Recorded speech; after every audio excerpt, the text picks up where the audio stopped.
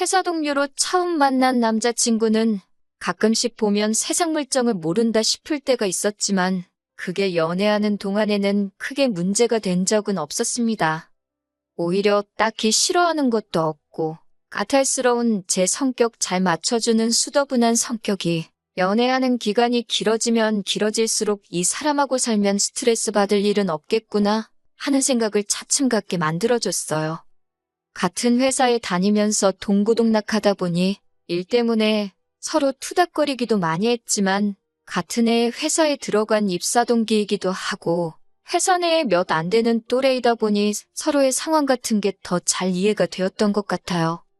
그러다 보니 정도 빨리 들게 되었고 누가 먼저랄 것도 없이 사내 연애를 시작하게 되었네요. 사내 연애를 해보신 분은 알겠지만 회사에 아무리 비밀로 해도 티가 나긴 하나 봐요. 다른 직원들은 저희가 연애하고 있다는 사실을 다 알고 있던 것 같은데 저희는 그걸 감쪽같이 속이고 연애를 하고 있었다고 생각했습니다. 아무튼 연애하면서 크게 다투지도 않고 서로의 고충도 그 누구보다 잘 이해해줄 수 있는 상황이다 보니 그렇게 쭉 별 탈 없이 연애를 계속해왔습니다. 나중에 가서는 회사 사람들이 다 알고 있다는 걸 깨닫고 공개 연애로 전환을 하게 되었어요. 회사 내 공식 커플이 되다 보니 결혼 언제 하느냐는 이야기도 자주 듣게 되었고 아무래도 응원도 자주 받고 사람들의 관심을 받으니 조금 부담이 되기는 했습니다. 저나 남자친구나 본가는 따로 있고 집에서 나와 자취를 하고 있었는데 연애 기간이 길어지다 보니 자취방 계약도 새로 갱신을 몇 번 해야 했고 그럴 때마다 새로운 거처를 찾을 때 회사랑 얼마나 가까운가 위치도 중요한 게 여겼지만 한편으로 서로의 자취방에서 얼마나 가까운지도 계산해가면서 새로 방을 구해왔어요. 그러다 보니 서로 점점 사는 곳이 가까워졌습니다. 회사에서도 매일 보는 사이긴 하지만 퇴근길까지 같아지다 보니 문득 그런 생각이 들더라고요. 어차피 이렇게 오래 만나왔는데 차라리 결혼을 하는 게 맞지 않나? 싶었습니다. 퇴근하면 남자친구가 항상 같이 지하철을 타고 저를 집 앞까지 바래다 줬었거든요. 남자친구는 저를 집까지 바래다 주고 집까지는 걸어서 돌아갔습니다. 퇴근길 방향이 같은 방향이기는 했지만 동네가 달랐기 때문에 집까지 걸어서 30분을 더 걸어가야 했어요. 언젠가부터 서로 일하느라 피곤해서 지쳐있는데 굳이 이렇게 할 필요가 있나 싶더라고요. 차라리 결혼을 해서 둘이 같이 살면 여러모로 출퇴근도 같이 하게 될 테고 한 집에 사니까 빙 돌아서 집에 갈 필요도 없고 집도 월세로 제 방, 남자친구 방에서 어떻게 보면 2배로 내고 있는 상황이나 마찬가지인데 그럴 바에 대출 2, 3억 받아서 신혼집 구해 이자 내는 거나 방 2개 월세 내고 사는 거나 별반 차이가 없을 것 같았고 여러모로 서로한테 이득이 되는 거 아닌가 하는 생각이 들었습니다. 따로 청혼을 받은 건 아니지만 제가 그렇게 낭만적인 것 찾고 그러는 성격도 아니다 보니 그런 형식적인 건 생략했어요. 분위기 좋은 데서 촛불 몇 개 켜놓고 명품 반지에 명품 가방 선물 받으며 프로포즈 받는 그런 뻔한 청혼을 받을 바에야 차라리 그 돈으로 서로를 훌륭하게 키워준 양가 부모님들께 선물 같은 걸 드리는 게 맞지 않나 싶었거든요. 그래서 그때부터 결혼 준비를 위해 서로의 상황을 오픈하게 되었습니다. 서로 월급이야 같은 회사 다니고 있고 입사 동기이다 보니 누구보다 서로가 얼마나 버는지에 대해선 잘 알고 있었어요. 그런데 각자 모아놓은 돈에 대해 이야기를 하는데 남자친구가 모아놓은 돈이 월급에 비해 너무 적었습니다. 데이트할 때도 비용은 번갈아 가면서 내고 자취하는 곳도 서로 비슷한 곳에 한 푼이라도 싼 곳을 찾아서 구해 살고 있었어요. 데이트할 때나 필요한 걸 살 때나 이것저것 가격 비교하면서 합리적인 소비를 하는 사람이었고 알뜰살뜰한 면모 또한 결혼 상대로 생각하기에 좋은 장점을 가지고 있는 사람이라고 생각했습니다.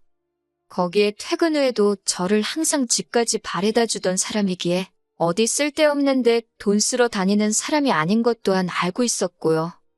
그런데 입사 4년차가 된 우린데 1년치 연봉만도 심지어 갓 입사했을 때 1년치 초봉만도 못한 금액을 모아놓은 돈이랍시고 보여주고 있으니 저는 처음에 이 사람이 나를 놀래켜주려고 장난을 하는 건가 싶었습니다. 그런데 제가 심각하게 나오는데도 별 해명도 못하고 쩔쩔매고 있는 걸 보니 무언가 사연이 있어도 있구나 하는 안 좋은 예감이 들더라고요. 남자친구를 닥달해서 무슨 일인가 자초지종을 캐봤습니다. 도무지 입을 열지 못하다가 결국 자초지종을 실토하더라고요. 남자친구는 혼자서 자취생활을 하면서 부모님 아파트 대출금을 갚아드리는 걸로 모자라 생활비까지 보태주고 있었던 겁니다. 이미 거기서 월급의 절반이 날아가 버리니 혼자 생활비에 이것저것 하고 나면 남는 것도 없었던 거고요. 오히려 용케 그만큼이나 모았다 싶을 정도다 싶었어요. 남자친구 손에 남는 게 거의 없던 거예요. 제가 알기로 남자친구가 외아들도 아니고 다른 형제들이 있는데 다른 형제들도 부모님한테 생활비며 대출금이며 이렇게 갚아주고 있느냐 물어보니 다른 형제들은 자기 버는 만큼 벌지 못해서 혼자서만 하고 있다고 합니다. 사람이 착해 빠진 건지 멍청한 건지 자기가 월급의 반을 부모님한테 갖다 바쳐도 다른 형제들 버는 돈하고 비슷하니 그게 공평하다는 거예요. 자식된 도리로 부모님 도와주는 거 당연하다고 생각하지만 남자친구의 경우에는 그 정도가 너무 심하다 싶었습니다. 그리고 부모님 봉양을 혼자 하고 있는 거나 마찬가지인데 그게 공평하다고 생각하다니. 솔직히 호구도 이런 호구가 또 있을까 싶었어요. 부모님도 심지어 남자친구의 형제들마저도 남자친구를 등쳐먹고 있는 거잖아요. 그걸 바보같이 지 혼자만 모르고 있는 거고요. 남의 집 기둥은 뽑아오는 거 아니라는데 제가 결혼까지 생각하고 3년 가까이 연애를 해온 내 남자친구가 바로 소문으로만 듣던 남의 집 기둥이라는 사실에 정신이 다 아찔해지더라고요. 남자친구한테 솔직하게 말했습니다. 당신은 참 좋은 사람이고 그 모습에 결혼까지 생각했지만 가족을 책임져야 하는 상황이라면 결혼에 대해서 다시 생각해봐야겠다고요. 남자친구도 자기가 처한 상황이 무언지 알고는 있는지 제 말에 대답을 이어가지 못하더군요. 연애를 시작했을 때 결혼을 전제로 시작한 건 아니었지만 그래도 미리 알려주지 않았다는 게 원망스럽기까지 하더라고요. 그렇게 한참 서로 아무 말 없이 있다가 남자친구가 무거운 입을 열었습니다. 앞으로 결혼하게 되면 부모님 집 대출금을 내주는 건 그만하겠다고요. 그리고 저한테 경제권을 넘겨준다고 하더라고요. 하지만 돈 관리를 전적으로 저에게 맡기는 대신에 부모님께 생활비까진 아니어도 어느 정도 용돈을 챙겨줬으면 싶다는 겁니다. 그 액수는 그때그때 저한테 허락을 받거나 합의하는 선에서 말이지요. 이때까지만 해도 남자친구가 정말 큰 결심을 했다고 생각했고 믿어도 되겠다는 생각을 했습니다. 당장 차이나는 돈 얼마 정도는 크게 신경 쓰지 않아도 되겠다는 생각을 했어요.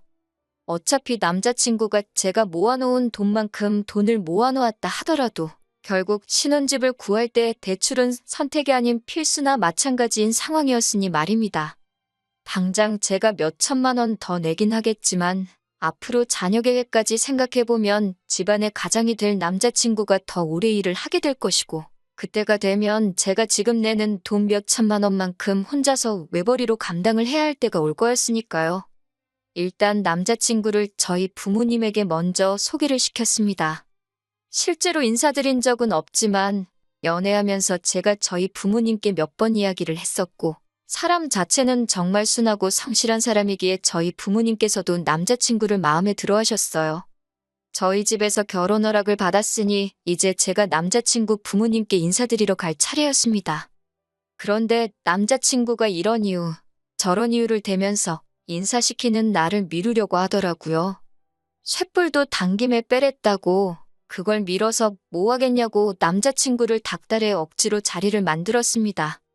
남자친구가 부모님께 저를 소개를 안 시켜주려고 하길래 저는 혹시 남자친구 부모님이 저를 마음에 안 들어 하시나 하는 생각을 했습니다. 그런데 인사드리러 처음 만난 자리에서 저를 엄청 반겨주시고 잘해주셨어요. 아들한테 말로만 들었다면서 정말 꼭 보고 싶었다고 하시면서 말입니다. 자리 분위기가 그렇게 좋았는데 유독 남자친구만 좌불안석 안절부절하고 있었습니다. 긴장이 될 수도 있겠다 싶었는데 그게 아니더라고요. 이야기를 나누다가 생활비 이야기가 나왔습니다. 결혼하고도 아들이 내주던 대출금도 내주고 생활비까지 주겠다니 요즘 저 같은 며느리 보는 운 좋은 시부모는 당신들밖에 없을 거라고 하시는 거예요. 남자친구와 이야기했던 앞으로의 계획을 전혀 모르는 눈치인 걸 보니 그때 딱 깨달았습니다. 남자친구가 부모님께 인사시키는 걸 미루던 진짜 이유를 말이지요. 어떻게 이야기를 꺼내야 할지 모르겠으니 아예 말조차 꺼내지 않았던 거예요. 그래서 제가 대신 입을 열었습니다. 그건 남자친구가 말씀을 아직 안 드린 것 같은데 결혼 후에는 저희도 신혼집을 구하면서 대출금이 생기고 경제적으로 빠듯해지기 때문에 불가능하게 될 것 같다고요. 그 말이 끝나기가 무섭게 남자친구 어머니의 표정이 싹 바뀌더라고요. 그거에 대해선 들은 바가 없다며 아까까지는 저를 무슨 세계 최고의 며느리라고 생각하던 사람이 이제는 당신 아들 경제권 뺏어가서 권력을 휘두르며 부모 자식 사이 이간질하려는 천하의 나쁜 사람 대우를 하시더라고요. 지금 저희 둘벌이의 신혼집 구해서 들어가고 할비 내고 하면 지금처럼 살 수는 있겠지만 회사에서 힘들게 돈 벌어 내가 번 돈은 공동재산이 되고 남자친구가 번 돈은 당신들 생활비로 다 들어가게 되는데 그건 아니지 않느냐고 솔직하게 말했습니다. 그 말에 네가 무슨 권리로 우리 아들이 버는 돈을 관리를 하려고 드느냐 욕 한마디 안 하셨지만 말 한마디 한마디에 가시가 있는 게 느껴졌어요. 부모님이니까 자식 앞으로의 미래가 행복한 게 더 좋으시지 않느냐. 대충 계산해봐도 여태까지 드린 게 5, 6천만 원은 된다. 그 정도면 자식 된 돌이 충분히 했고 앞으로 여태 보내드렸던 만큼은 아니지만 용돈도 드리기로 했지만 도통 들으시질 않더라고요. 언성이 높아지기 시작하니까 옆에서 꼼짝 못하고 있던 남자친구가 자기한테 좋은 해결법이 있다고 어이없는 소리를 하더라고요. 자기가 퇴근하면 대리운전 같은 거 하고 주말에는 물류창고 같은데 가서 일을 더 하겠다고요. 그렇게 돈을 더 벌면 그 돈으로 대출금을 갚아드리겠다는 겁니다. 아직 내 집도 없는데 투자까지 뛰면서까지 자기 부모 대출금의 생활비를 내주겠다는 게 말이나 되는 일인가 싶었습니다. 그렇다고 형제가 셋인데 그거 다 갚아주고 물려받을 일이 있는 것도 아니고요. 그건 또 무슨 소리냐고 한마디 걸고 넘어졌더니 남자친구 어머니가 당신 아들이 알아서 더 벌어가지고 준다는데 그것도 못하게 하느냐고 저보고 마누라 될 사람이 그 정도 이해심도 없어서 어디다 쓰겠냐고 얼굴에 철판 깔고 나오더군요. 더 길게 생각할 필요도 없겠더라고요. 어리숙한 건 알고 있었지만 부모님 눈치 본다고 해야 할 말도 못하는 남자친구는 더 이상 제 눈에 좋은 신랑감으로 보이지 않았습니다. 생활비 내주고 대출까지 갚아주는 집안의 기둥인 효자 아들이 결혼해서 가정을 꾸린다고 해서 부모들한테 진심으로 축하받을 것 같지도 않았어요. 오히려 당신들 당연히 받을 돈 뺏어간다고 싫어하지는 않으면 다행이라는 생각이 들었고요.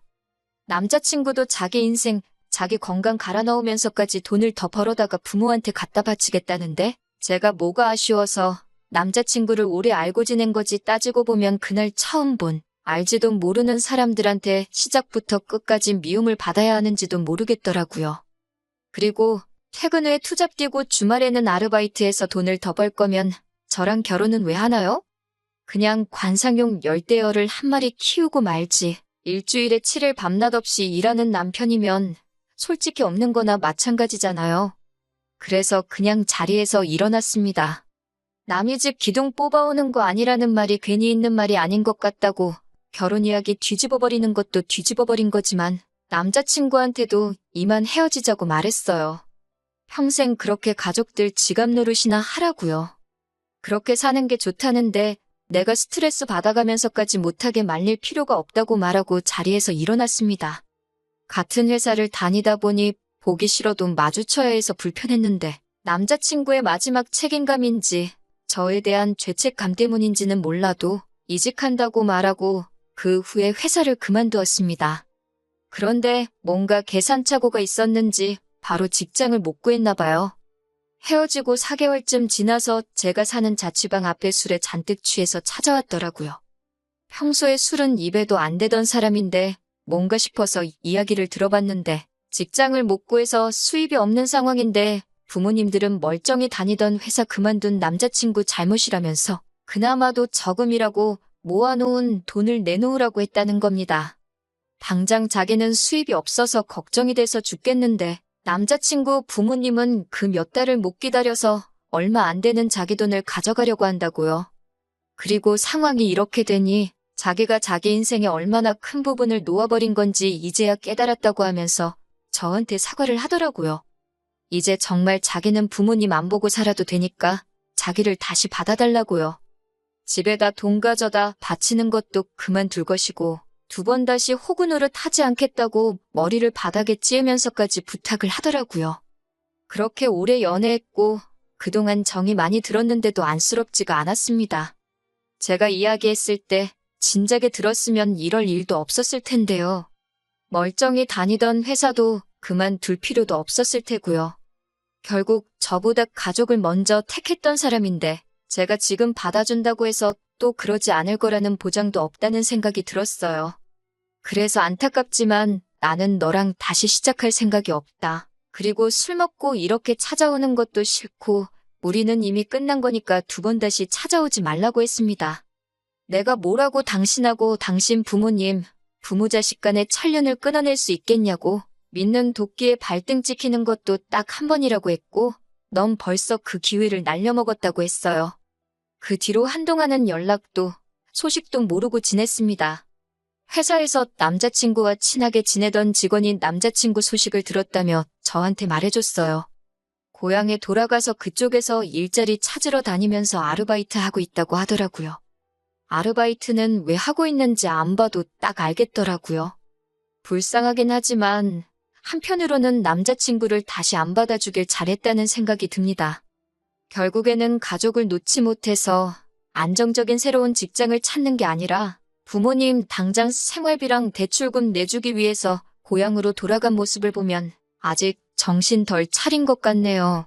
그동안 만나온 정에 휩쓸려 받아줬더라면 결국엔 또 어떤 방식으로든 자기 가족들 먹여 살리겠다고 투잡을 뛰겠다느니 내 돈을 빌려서 쓰겠다느니 분명 무슨 일이 있어도 있었을 거예요. 비록 이렇게 완전히 끝나버리게 되었지만 아무쪼록 언젠간 정신 차리고 이용만 당하고 있다는 걸 깨달았으면 좋겠네요. 키워준 은혜, 당연히 헤아릴 수 없을 만큼 커다란 것이겠지만 자기 인생까지 갈아서 갚아야 할 정도로 가스라이팅을 당한 모습을 보니 그냥 한편으로는 안쓰럽기도 한 것 같아요. 저랑은 이제 헤어졌으니 제가 더 이상 신경 쓸 일은 아니지만요.